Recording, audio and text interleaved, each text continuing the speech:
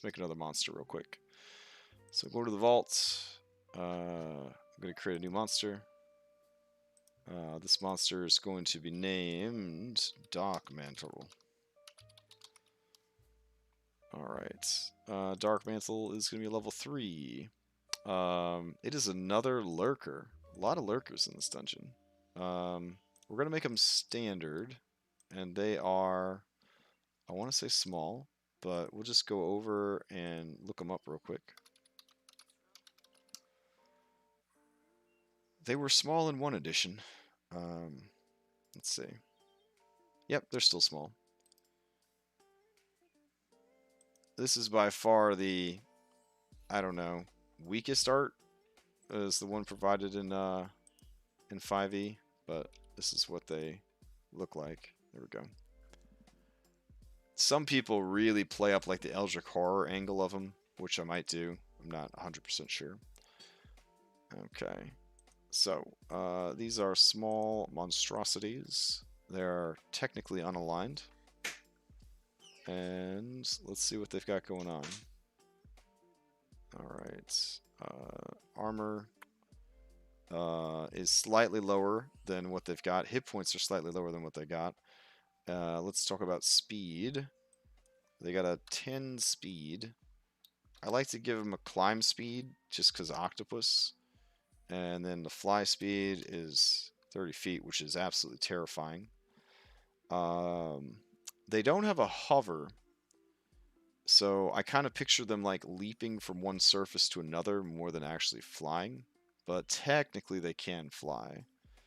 Ability scores, despite their small size, they are a grappler, just like the Mimic. So they favor strength, constitution, dexterity, and then, of course, wisdom, charisma, and then intelligence. Okay. Skills, much like the Mimic, they are stealthy. But I think unlike the Mimic, they don't have expertise. Okay. Vulnerability, it would make sense for them to be vulnerable to Radiant, though they don't technically have one. I like the idea, since we're having more combats, and those combats can be more deadly, of introducing things with vulnerabilities, because even though that'll make the fights go by faster, it'll make people feel more niche to have damage types and be able to swap damage types. A bit more Pokemon, you know what I mean? Kind of added to the equation. So I'm gonna go ahead and make them vulnerable to Radiant. Let's see. They actually don't have any immunities or resistances normally. They have 60-foot blind sight. They can't speak any languages. Traits. Okay, so I think we're going to keep Shifty, because that seems pretty good. They also have false appearance, like Mimics. So they are kind of like a better Mimic, in all honesty. Alright, so let's see. Oh, that's cool, that you can lower it just to certain things. That's pretty cool. Let's see. Dash, disengage, or hide. That's even better than Shifty. Oh my god. Yeah, let's do it. No, wait. Camouflage. That actually seems more like what they would have. Though, technically, they have false appearance, which is even better than that. Okay. In that case, let's just get all of these things, and we'll go down and grab them. So, echolocation. It can't use blind sight while deafened. Okay, well, that's certainly worth mentioning. So I will copy pasta that over. That's more a weakness than anything else, which is cool. They do have false appearance. Let's see. And that is it. I feel like they should have the thing where you can like change your size to squish through things, but I don't know what that is called. Slippery, shifty, split. Immutable, nope.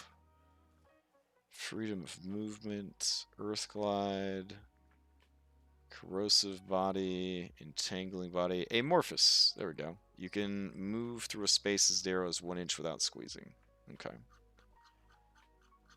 All right. So we're going to get rid of Striker.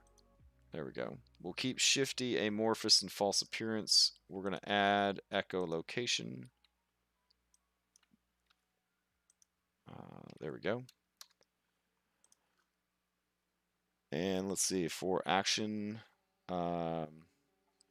these guys have Crush. And Crush is actually pretty nasty. So, as written, +5 to hit, which is correct. 5-foot reach, 1 creature, does an assload of damage for a CR 1/2 creature, does a d6 +3. And the Darkmantle attaches to the target. If the target is medium or smaller and a Darkmantle has advantage on the attack roll, it attaches by engulfing the target's head. So the target is blind and unable to breathe while the Darkmantle is attached this way. While attached to the target, the Darkmantle can attack no other creature except the target, but has advantage on its attack rolls. The Darkmantle's speed becomes 0. It can't benefit from any bonuses to speed, and it moves with the target. A creature could detach the Darkmantle by making a successful DC 13 strength check. As an action, on its turn, the Darkmantle can detach itself. Okay, so we're going to have a whole section here called Attached. And we're just going to put that under Traits. Alright, so that covers that noise. Alright, and primary DC is 13. Right here it says DC strength, so that's taken care of. We could actually just swap out for the code here instead, in case we wanted to make a bigger version of this creature. So instead of committing to it, we could just say, there we go. Alright, so the thing is the crush attack is cool and all, but having it automatically attach kind of goes against the Giffyglyph's design idea. So we're going to do secondary saving throw. I'm going to say it's dexterity to avoid having this thing grab a hold of you. The target, or sorry, the Darkmantle attaches to the target. There we go. And now we know that once attached, blah, blah, blah, blah, blah, blah, blah. So we've already got that sorted out here under the attached section. All right, which technically should be more of a trait, I'm thinking. So we'll call this Suffocate. There we go. And we'll go up to Traits, and we'll add a trait here. Yeah, this is where I was supposed to add it, called Attached. Alright, so under Actions, it has a Darkness ability. So we'll add that. And that is once per day. And basically, a 15-foot doodad of magical darkness, blah, blah, blah, blah, blah. Okay. And then, let's see. So that's that. And then its Suffocate move, it can only affect, it'll be a primary versus strength. Yeah, I think at that point it's versus strength because it's on you and you're trying to pull its tentacles like off of your mouth and face or whatever. Okay, the target. I guess you would just take damage, yeah? Target takes... So you wouldn't really need to make an attack. You would just be taking the damage. So, let's see. There we go. The target takes...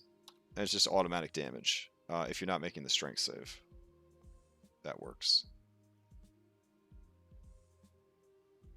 All right.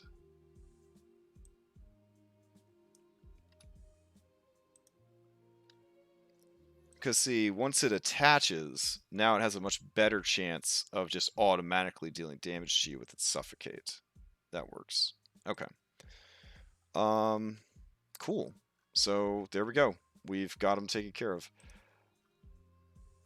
Alright. So, the new Giffyglyph's Darkmantle is a level 3 Lurker. It's only got a 10 arm class, it's only got 17 hit points, and it is vulnerable to Radiant. It's okay at stealth. And it has blind sight 60 feet. It's considered only a challenge rating 1, so it is stronger than a normal Darkmantle, I guess.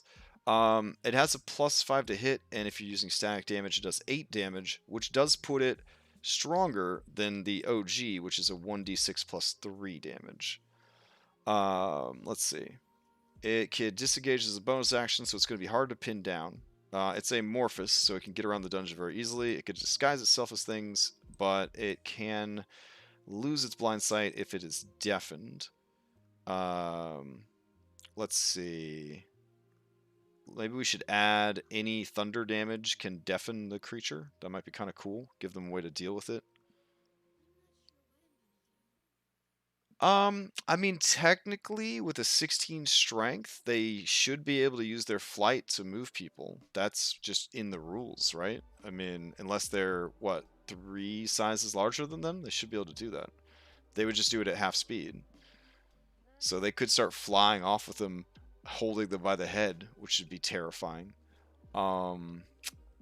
Yeah. Okay, so let me add that to the traits. Echolocation, thunder sensitive. Okay. Any thunder damage will remove blind sight until the end of the Darkmantle's next turn.